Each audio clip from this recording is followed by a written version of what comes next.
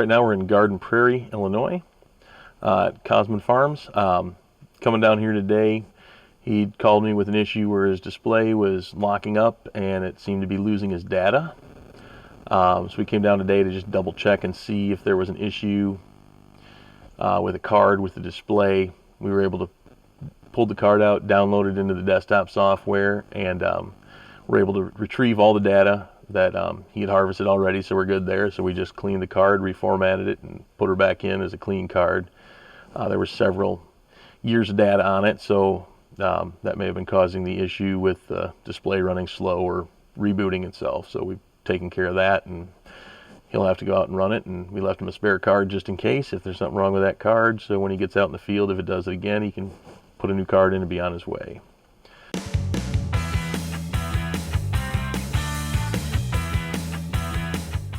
Collecting data on the combines, usually the biggest thing we run into is when they, it's just how it's named.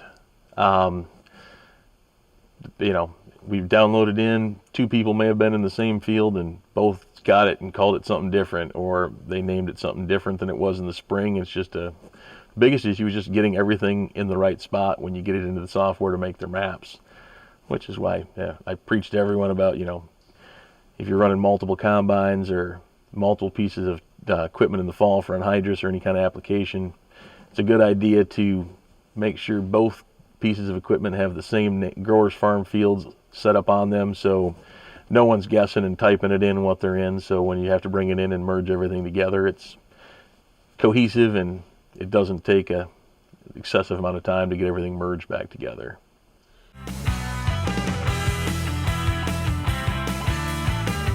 You know, like they would say, junk in, junk out. So, I mean, just try and make sure when you're calibrating loads, the biggest thing to tell everyone is make sure that your combine's empty, you know, before you start, and make sure the weigh wagon's empty before you start. Make sure you're not mixing loads together or getting loads mixed up, because if you're not sure about which weight you should be using, sending trucks in, whatever, don't even attempt it. Just go from that. I mean, yeah, some of this can be fixed after the fact, but everything being fixed after the fact and yield and moisture corrected is a lot more complicated than just taking some time and doing a good calibration in the field the first time.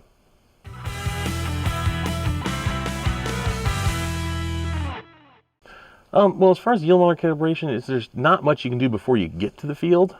I mean, you're calibrated in the field when you're running. And we preach to everyone every year that, I mean, you should calibrate. You know, it's a good idea to calibrate for every crop every year. Even if it was running good last year when you finished, it's still always a good idea to recalibrate distance, moisture, and yield every year on the combines. It keeps your data accurate and make sure you don't get going along and then realize, wait, I'm way off, and run into issues farther down the line. Like hauling beans in that you think were 13% moisture are actually 15% moisture. So it's a good idea to make sure your calibrations are current on a yearly basis.